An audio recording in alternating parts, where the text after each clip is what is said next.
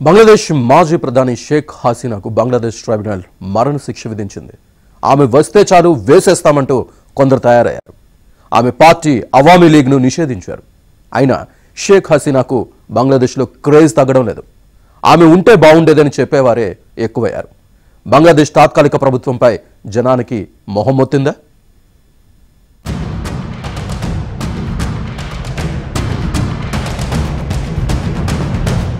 బంగ్లాదేశ్ మాజీ ప్రధాని ఉక్కు మహిళ షేక్ హసీనాకు ఉరిశిక్ష విధిస్తూ ఇచ్చిన తీర్పును వ్యతిరేకిస్తూ ఆమె మద్దతుదారులు బంగ్లాదేశ్లో ఆందోళన చేపట్టారు. దీంతో ఢాకాలో మరోసారి ఉద్రిక్త పరిస్థితులు నెలకొన్నాయి.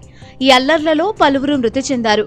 షూట్ ఎట్ సైట్ ఆర్డర్స్ ఉన్నా జనం పట్టించుకోవడం లేదు. తీర్పునకు వ్యతిరేకంగా 2 రోజులు బంద్ పాటిస్తోంది షేక్ హసీనాకు చెందిన Awami league.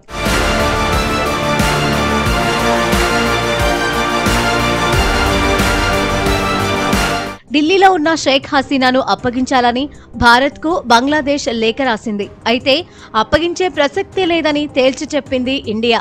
Sheikh Hasina social media వేదికగా చేస్తున్న పోస్టులు, ప్రకటనలకు సంబంధించిన విషయాలను ప్రచారం చేయొద్దని బంగ్లాదేశ్ తాత్కాలిక ప్రభుత్వం ఆదేశించింది.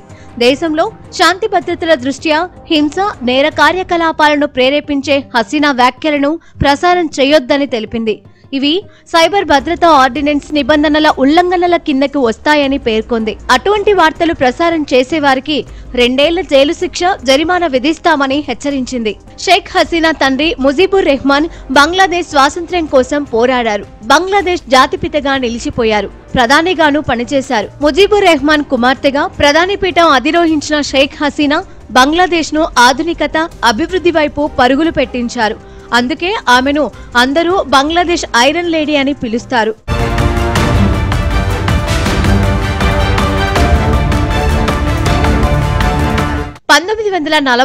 సెప్టెంబర్ 28న షేక్ హసీనా జన్మించారు.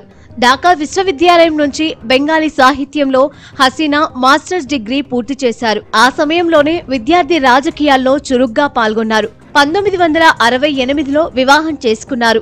ఆమె భర్త అనుశాస్త్రవేత్త. ఎప్పుడూ రాజకీయాల్లో జోక్యం చేసుకోలేదు. 2009లో భర్త మరణించారు. 1975 ఆగస్టులో జరిగిన సైనిక తిరుగుబాటు హసీనా జీవితాన్ని పూర్తిగా మార్చేసింది.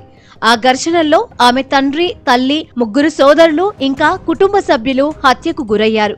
ఆ సమయంలో విదేశాల్లో ఉండటం వల్ల హసీనా, ఆమె చిన్న చెల్లెలు రెహానా మాత్రమే బతికి బయటపడ్డారు. నాటి భారత ప్రధాని ఇందిరాగాంధీ ఆమెకు ఆశ్రయం ఇచ్చారు.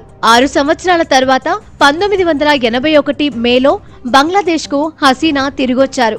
దేశానికి రాకముందే ఆమెను అవామీ లీగ్ పార్టీ తమ ప్రధాన కార్యదర్శిగా ఏకగ్రీవంగా ఎన్నుకుంది.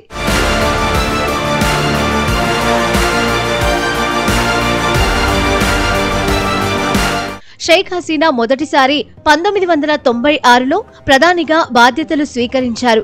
2001లో అధికారం కోల్పోయారు. 2008లో భారీ విజయం సాధించి సుదీర్ఘ పాలన మొదలుపెట్టారు. 2014, 2018 ఎన్నికల్లోనూ అవామీ లీగ్ పార్టీయే గెలిచింది. దీంతో ప్రపంచంలోనే ఎక్కువ కాలం పాలించిన మహిళా నేతల్లో ఒకరిగా చరిత్ర సృష్టించారు షేక్ హసీనా. హసీనా పాలనలో బంగ్లాదేశ్ చాలా వేగంగా ఆర్థిక వృద్ధిని సాధించింది. పద్మా వంతెన వంటి ముఖ్యమైన మౌలిక సదుపాయాల ప్రాజెక్టులు పూర్తయ్యాయి. పేదరిక నిర్మూలనలో దేశం పురోగమించింది. బంగ్లాదేశ్ ప్రపంచ వస్త్ర పరిశ్రమకు కేంద్రంగా మారింది.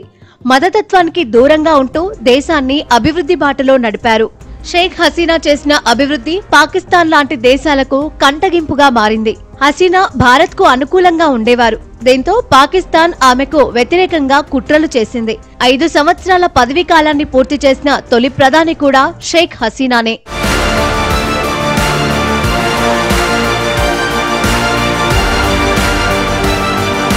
2024లో స్వాతంత్ర్య పోరాట వీరుల పిల్లలకు ప్రభుత్వ ఉద్యోగాల్లో కోటాకు వ్యతిరేకంగా మొదలైన విద్యార్థి నిరసనలు చివరికి దేశవ్యాప్త తిరుగుబాటుగా మారాయి. ఈ నిరసనలే హసీనా పాలనను అంతం చేశాయి. ఆమె ప్రభుత్వం చేపట్టిన భద్రతా చర్యల వల్ల హింస పెరిగింది. ఇది జులై తిరుగుబాటుగా మారింది. ఈ అల్లర్లలో 1400 మంది వరకు మరణించారని ఐక్యరాజ్య సమితి మానవ హక్కుల కార్యాలయం నివేదించింది. ఆందోళనల కారణంగా హసీనా అధికారం నుంచి వైదొలిగి భారత్ లో ఆశ్రయం పొందాల్సి వచ్చింది. ఢిల్లీలో ఉన్న షేక్ హసీనా ఆలోచనలన్నీ బంగ్లాదేశ్ చుట్టూనే తిరుగుతున్నాయి. బంగ్లాదేశ్ భవిష్యత్తుపై నిరంతరం మదనపడుతున్నారు.